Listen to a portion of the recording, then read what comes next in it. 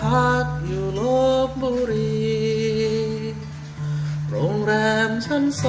2เข้าจองที่ห้องเบอร์4หลับตานอนถอดถอนหรือดี นอนที่นี่2 คืนแล้วเราพอคืนที่2 ยามกว่าที่ห้องเบอร์5มีเสียงพูดจาเบาๆนอนฟังน้ำเสียง